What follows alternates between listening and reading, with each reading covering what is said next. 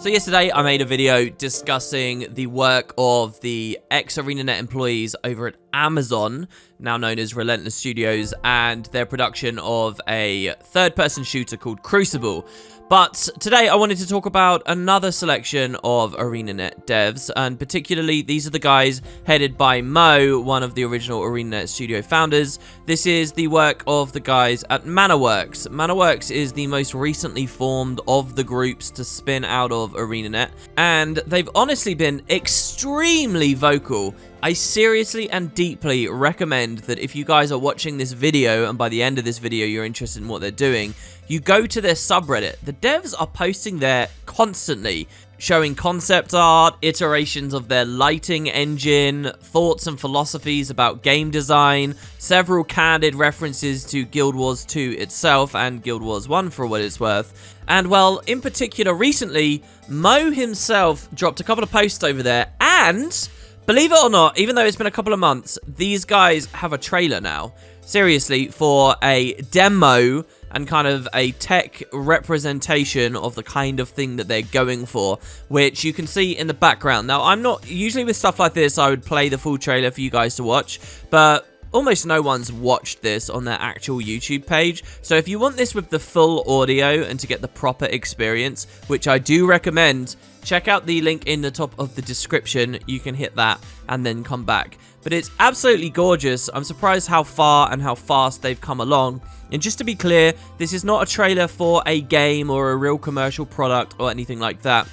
It's a tech demo to hopefully drum up some interest, as far as I can see, from both consumers and publishers alike. With it, they've started to talk about one of the fundamental ideas they've got and things they want to roll out with. It's clear that ManaWorks are interested in making online games, particularly adventure experiences and RPG-ish experiences, it looks like already. What they're trying to do to build into their engine or the way that their games work is, specifically with the idea of online interactions, to have minimal or even zero latency. And that's really what the tech demo that you're looking at in the background is emphasizing, which amazingly, by the way, features some World of Warcraft footage and some Guild Wars 2 footage. I wonder if they asked for, or hell, had trouble getting permission to show that in their actual trailer here. So you might think zero latency. Well, what is that? How is that exciting? How does that really translate into brilliant game experiences? And I think it's fair to wonder that, because honestly, I kind of felt the same way. I mean, sure, at face value, it looks nice, but where can this really be applied to do things we don't often see elsewhere? And, well, I think that none other than Mo's posts himself describe this better than anyone. So here I'll read out the first of his posts, and then we'll see what he said along with the trailer as well. And in the background, you can see we'll scroll through some of the incredible, gorgeous artwork that they've already put out. I mean, it blows my mind how fast they've moved, but there you have it.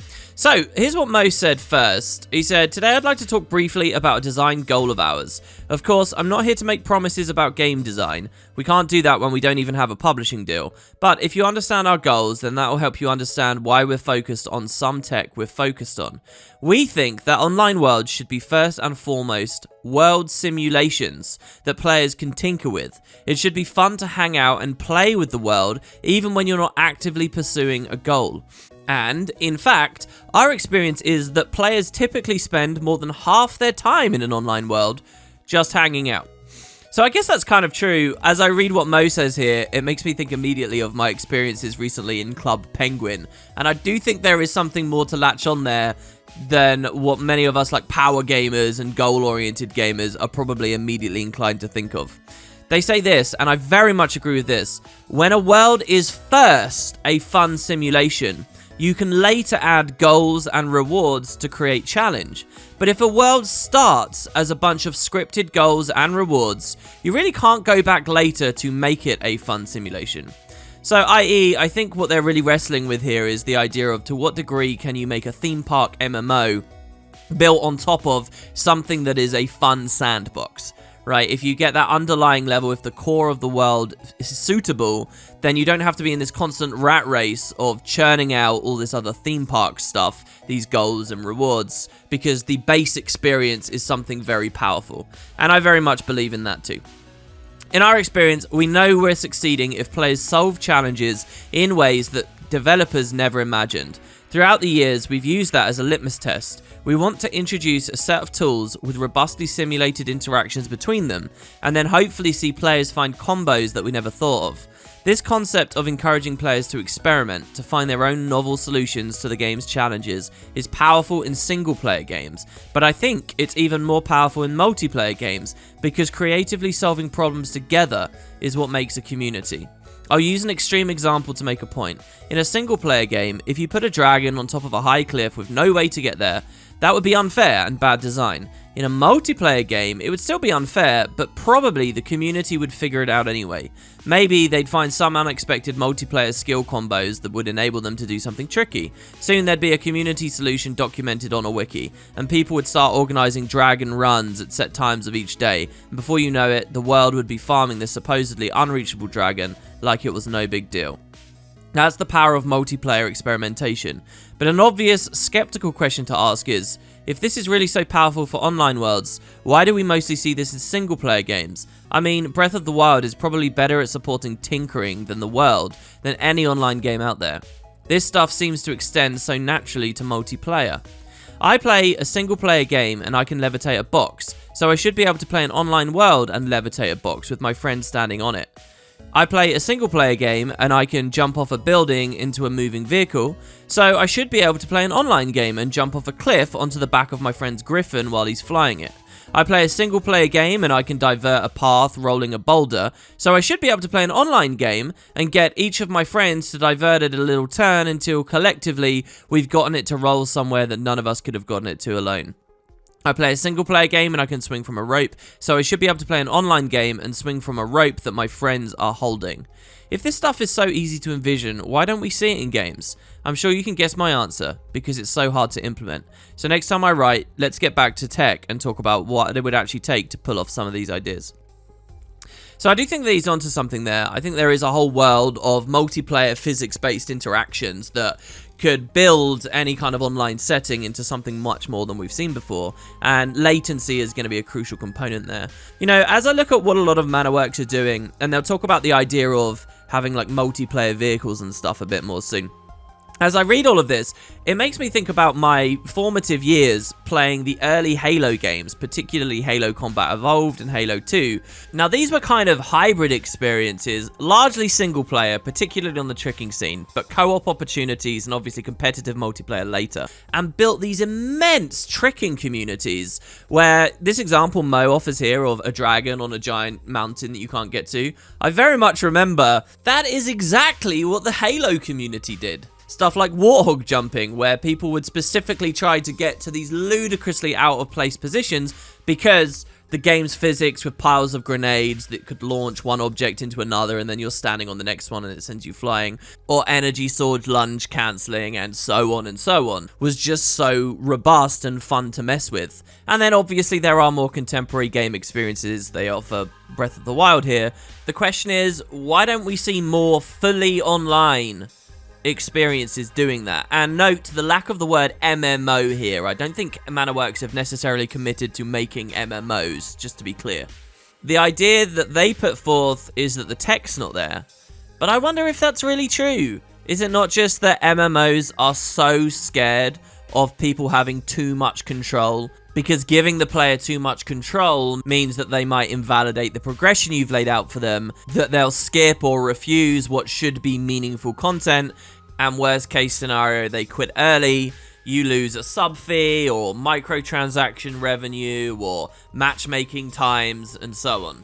It strikes me in general that most online experiences, and particularly the Halo franchise is a good one to look at again, because it became more online influenced as it went along, that most online experiences have just maintained a tighter and tighter grip. For example, by the time we get to Halo 3, there's invisible walls everywhere that stop you doing anything that game-breaking, or kill barriers that will automatically finish you off if you move outside of the developer-designated areas.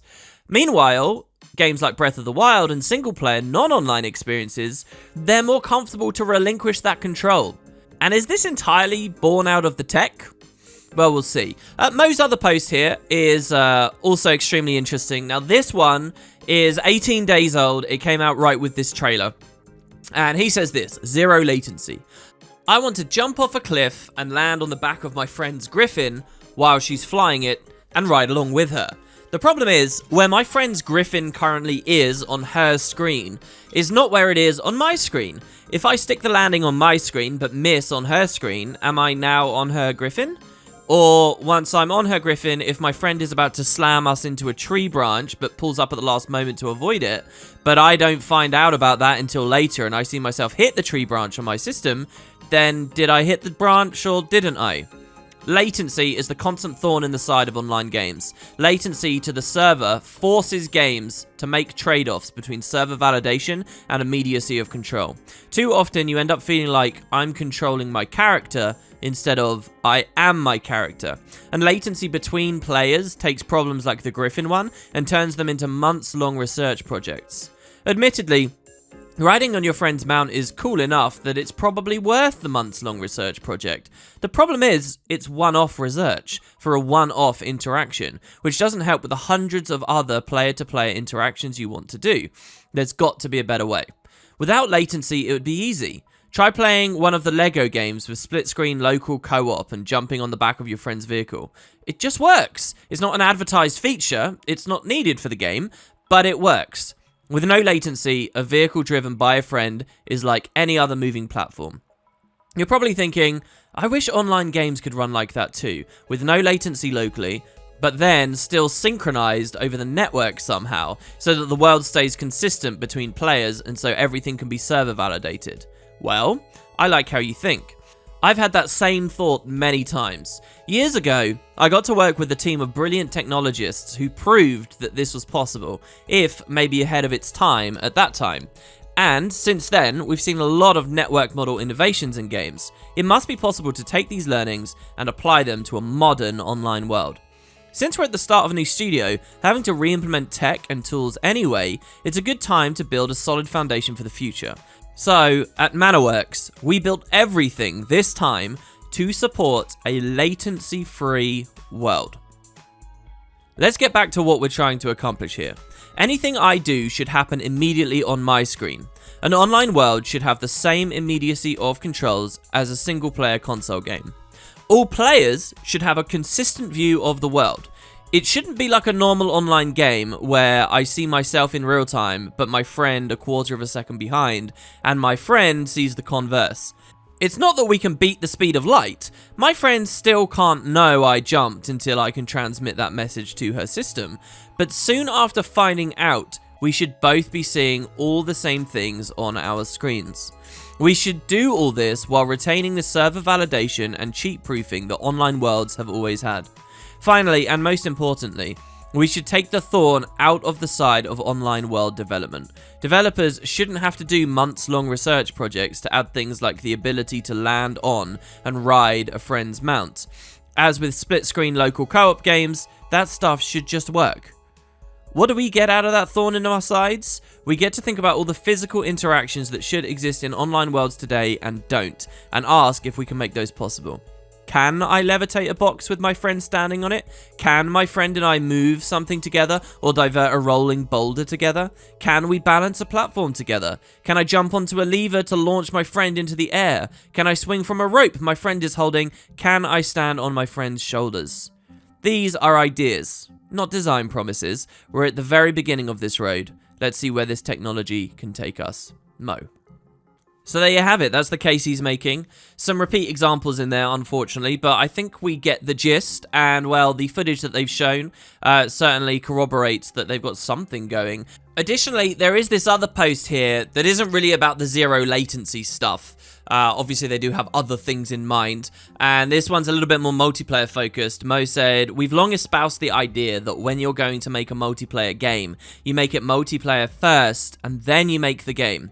Otherwise, you'll often find that the things you thought were clear and fun as a single player aren't so clear and fun when you're surrounded by other players. So it's a big day for us when we get multiplayer working. I clearly remember that day for the original Guild Wars. It was probably about a year into development. We had a hero model, like the one from the E3 2003 trailer, but simpler, and a world of rolling hills. We'd shipped a single server to a data center, and any number of players could connect and run around the world together.